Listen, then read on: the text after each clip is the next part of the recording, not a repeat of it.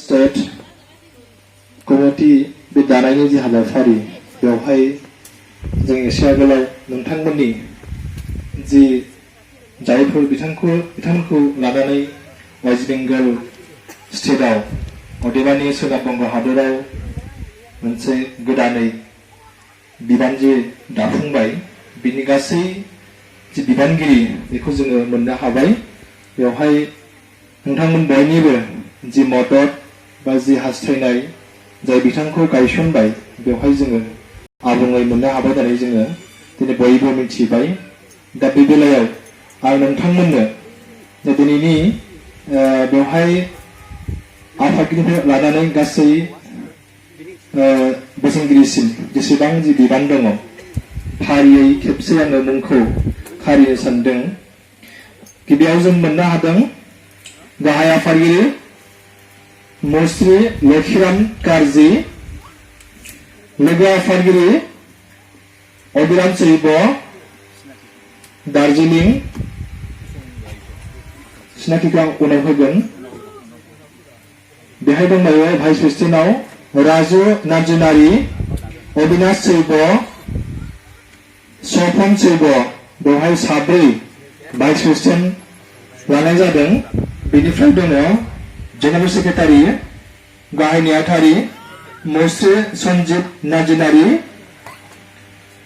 Joint secretary फोनांजाब नेहाथारि जों सानै लादों दिलीप इसोरारि, तपस कारजि, गाहाय गौथुमारि नेहाथारि चिफ अर्गेनाइजिं सेक्रेटारि मुस्रि दिल्ला चैब। बेहाय दंबावो अर्गेनाइजिं सेक्रेटारियाव बरेन कारजि, सन्जीव चैब, प्रताप कारजि, नवीन कारजि, तन्मय नार्जुनारि, प्रदीप कारजि। अच्छा बुंथिगिरि स्पिकार सुबिन चैब, डिप्यूटी स्पिकार लोगो बुंथिगिरि अरन्जित ठाकुर, रां दोनथुमगिरि ट्रेजारार मन्टु चैब। बेवहाय दंबावो personal secretary Sushil Narjinari, assistant personal secretary Ashish Baglari, culture secretary दङ Anant Chandramari, assistant culture secretary Sarala मुस्लिमा सरला सुब्बा। बेनिफ्राय गासै मेम्बार थाहैबाय। बेवहाय दंबावो बोसोनगिरि एडभाइजार रमेश चन्द्र सुब्बा, सुरेश इसोरारि, महेश चन्द्र नार्जुनारि, सतीश चन्द्र नार्जुनारि। दा बिथांमोन गासै जे बेवहाय जोङो दिनैनि वेस्ट बेंगल स्टेट कमिटि दानायाव गासै बिबानगिरि बिथांखौ जों मोननो हाबाय। दायो फारियै बेवहाय थिसनजानाय बिबानगिरि बिथांमोनखौ आं फारियै बिबानजों लोगोसे सिनायथि होनो थाखाय फिन खेबसे आङो खाबु हरसिगोन। गाहाय आफादगिरि मुस्रि लक्षिराम कारजि, साबायखर थाबाय बिथांनिसिम सासे लानायनि थाखाय। भाइस प्रेसिडेन्टआव जों साब्रै लादों मुस्रि अबिराम चैब दार्जिलिं जिल्लानिफ्राय, बिथाङा जाहैबाय भाइस प्रेसिडेन्ट। राजु नार्जुनारि साखाथियाव दंना, अबिनाश चैब भाइस प्रेसिडेन्ट साखाथियाव दङब्ला सानसे जागोन। बिथाङा जाहैबाय जोंनि भाइस प्रेसिडेन्ट। सफन चैब साखाथियाव दङब्ला सानसे लाहरगोन। बेवहाय जों साब्रै भाइस प्रेसिडेन्टखौ जों मोननो हाबाय। दानिया दङ जेनेरेल सेक्रेटारि गाहाय नेहाथारि मुस्रि Sanjib Narjinari, general secretary Sanjib Chaib, joint secretary जोंनि बिथाङा मोनसे समनि जोंनि दुलाराय बाथौ गौथुम अदेबानि आब्रुनि बारग' जारिमिन नेहाथारि आथिखालावबो दङ आरो दाबो वेस्ट बेंगल स्टेटआव बिथांखौनो गाहाय गौथुमारि नेहाथारि हिसाबै जों मोननो हाबाय। बिथांमोना जाहैबाय मुस्रि दिल्ला चैब। बिथांखौ सानसे लानो थाखाय खावलायबाय।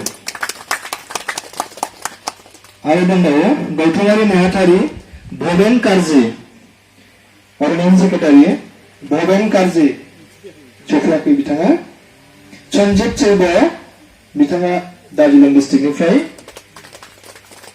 प्रदीप कार्जि प्रवीण कार्जि जलपाइगुड़ी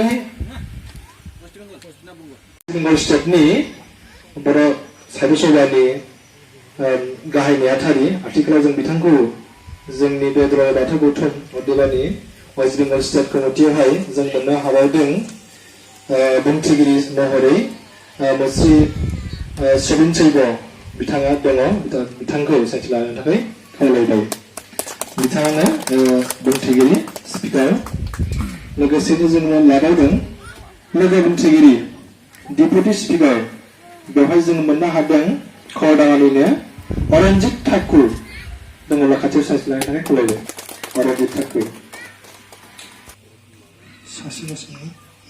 बेवहाय मन्टु चैब रां लाथुमगिरि दोनथुमगिरि मन्टु चैब दानिया पाब्लिसिटि सेक्रेटारि बेवहाय जों सानै लादों Susil Narjinari publicity secretary assistant publicity सेक्रेटारियाव दङ आशिष बाग्लारि दानिया बिथांखौ थाखाय खावलायबाय हारिमु नेहाथारि अनन्त चन्द्रमारि लोगो हारिमु नेहाथारि मुस्रिमा सरला सुब्बा बिथांखौ लानो थाखाय मुस्रिमा सरला सुब्बा हारिमु नेहाथारि साबायखर थाबाय बिथांनिसिम एडभाइजार रमेश चन्द्र सुबा बिथांखौबो सायख'ना लानो थाखाय खावलायबाय रमेश चन्द्र सुबा लोगोसे दंबावो जोंनि दुलाराय बाथौ गौथुमनिनो लोगो बुंथिगिरि आथिखालाव वेस्ट बेंगल स्टेटआवहाय जों बिथांखौ बोसोनगिरि महरै मोननो हादों बिथांनि मुङानो जाहैबाय मुस्रि सुरेश ईश्वरारि बिथांखौ जोङो बोसोनगिरि महरै बेवहाय मोननो हाबाय दंबावो बोसोनगिरियावनो महेश चन्द्र नार्जिनारि सतीश चन्द्र नार्जिनारि बिथाङानो दा दिनैनि बे बुब्लियाव जि बोसोनगिरि जोङो साब्रै सायख'ना लानो हाबाय बाथौनि सोमोन्दै खौरां मोननो थाखाय बाथौ बिबुंसार चेनेलखौ साबस्क्राइब खालाम आरो बेल आइकनखौ थुना हो।